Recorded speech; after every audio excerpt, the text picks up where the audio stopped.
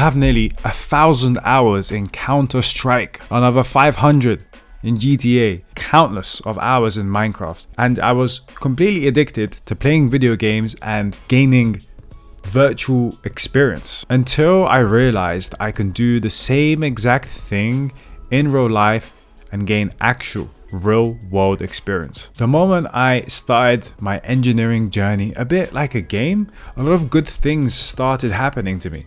I started getting really good grades at university. I landed my first internship, then my second in AI and hardware, and then in software.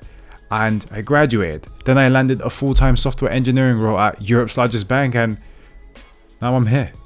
And I'm very happy about my decisions, and let me tell you how I made this transition from gaming to engineering. Hi, I'm Alex. Let's get into it. So, some backstory. I've been playing video games since a very young kid, okay? When I was around, I think 7, I got my first PSP. I had 2 actually. I had the PSP Standard and I had the PSP Go, the flip-up one. Yo. And like some of the favorite games I remember is like Lego Star Wars, Lego Pirates of the Caribbean, banger of a game. Wow. Big Lego fan back then. When I was a teenager, I got a PlayStation 3. I played a lot of FIFA on PlayStation 3. I also got to play Uncharted. I had Portal 2, I remember, on PS3. And a bunch of other fun video games. And I smashed those out. And a bit later, I think around the age of like 13, I got my first laptop. The laptop opened up a new world. It opened up Minecraft. I love Minecraft. But there was one thing. When I logged on to Minecraft and I actually opened up a whole new world, something was wrong. I was moving my mouse and it was so laggy. And I didn't understand why. I just got a new laptop. How is it that my Minecraft is laggy? And I was young and a clown and I didn't know anything about computers. But then I found out. I got a new laptop and I thought that if you buy a new laptop, you can run Minecraft on it. But that's not how things work. That's not how computer architecture, that's not how GPUs and CPUs work. I had to learn that. So when I was 13, I was like, what? This is a madness. I need to figure out how these computers work. And that started a beautiful chapter for me.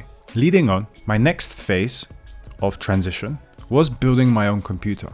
I had this new internal motivation within me. I need to learn how to build a computer. I see all these PC gaming videos of building rigs and I was like, oh my god, I need to have one. I need to be able to play Minecraft.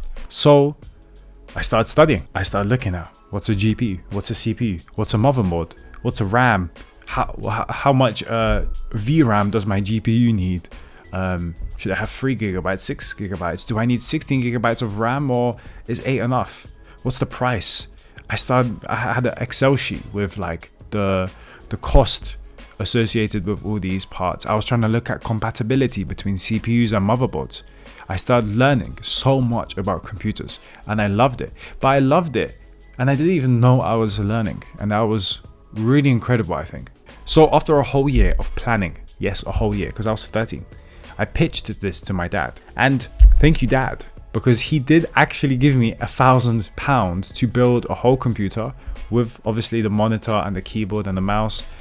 And I had this whole gaming station now, and it was a dream come true pretty much. So thank you, Dad, for giving me all that money at a very young age and trusting me to build a whole computer. So yeah, but that was an incredible experience I had, which changed the game for me. Hey, and if you're planning to apply to internships, grad roles, and you need a CV template, then you're in luck, because in the description below you can grab my free CV template that landed me interviews at Google, Samsung, and my full-time software engineering role at HSBC. So link in the description, grab it now. So that story with building the computer gave me a passion for STEM subjects. So when I got to like pre-university, I was like 16, I picked my subjects. Maths, physics, computer science. That's what I studied for A levels, which is the UK education system of SATs. And I studied hard. Oh, I studied hard because I did not study hard before then. And I remember very clearly that I had a lot of motivation to go to a good university. So I only started playing video games on the weekend. I was disciplined. I was quite disciplined. And what really helped as well was, especially in my computer science and my physics classes, I learned a lot about how those two subjects actually intertwine into gaming. So I started looking about like physics programmers. What do? Like physics programmers build like the physics inside of games so that when you throw something or something is going, you know, you've got projectile motion so that the ball is actually moving at a realistic speed with a realistic angle of trajectory. Like these things do exist, and it was mind-blowing when I actually found out that there are people with backgrounds in physics coding up video games. That made me very passionate about that world. So with this positive feedback loop of STEM subjects, I was quite excited for what I was studying. But as my mom would say, co wszystko dobre to się szybko kończy, which in English means everything that is great finishes very quickly. It's just like unfortunate, right? And COVID came. That's what happened. COVID came. And guess what? I couldn't sit my exams. So I was hustling all this time just for them to tell me, F you, Alex, you're not going to sit your exams. We're just going to give you a grade. And because your grades when you were even younger were so bad, we're just going to give you a bad grade. That's what happened. I got very demotivated. And guess what I did throughout the whole of COVID? I smashed out video games. I played Overwatch, Counter-Strike. I played Stardew Valley. I played Minecraft. I played even like silly games. I remember I played Battlefield. I played so many games. All my days, day and night. I relapsed and I was mad. All I wanted to do is just forget about that. I had a great time though. I ain't gonna lie. I had a great time during COVID smashing out video games. I don't regret it. But COVID started to, you know, calm down and I got to university. University. And here I was like, okay, I made it. Somehow I still ended up at uni, even though the government tried to scam me and give me dead grades. I'm at uni. Now it's time to shine. I told myself, if I'm going to get good grades, once in my life, it's going to be at university. So that's exactly what I told myself. And I hustled. And now I had a lot of this intrinsic motivation within me. It was in me. I didn't even want to play video games like that because I played so much during COVID that I just didn't find it necessary anymore. I would play video games in my first year and in my second year as well, but it was always with people, with friends. It was never by myself. And I realized that I just wanted to socialize. And I always picked socialization over video games if it was in person. And during that time, because I was locked in, a lot of the, small wins started occurring.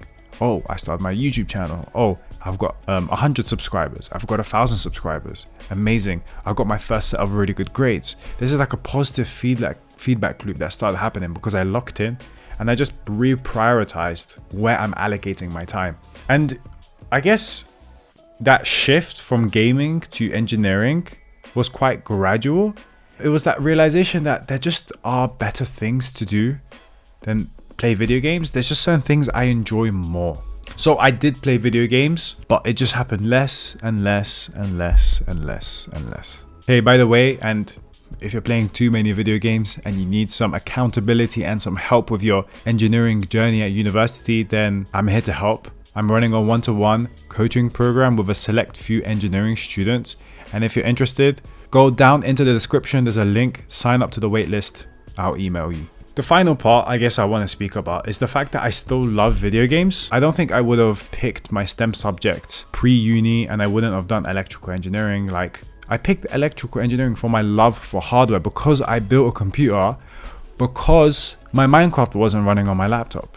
So your passion for video games, it's beautiful and you should have no shame about it. However, as I said, there are usually more important things to do in life than playing video games.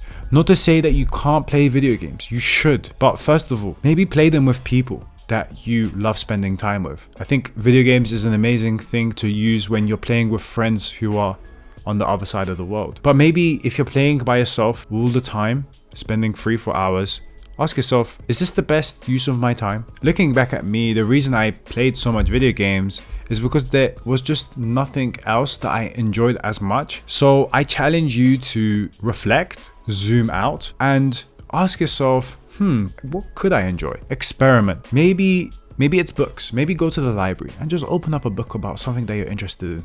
Maybe if it's video games, maybe look at physics programming. Maybe look at design. Maybe look at illustration. Look at things adjacent to video games. Look at all the things it takes to build a video game. There are so many incredible things about building video games that you can look into. Animation, as I said, programming, design. Look at that, and then it will take you further and further. As I said, my frustration about Minecraft not running on my laptop and getting 20 FPS made me build a computer, learn about computer hardware, and get me into electrical engineering. Think about my journey and think about how you can find your own path that way. That's the message here.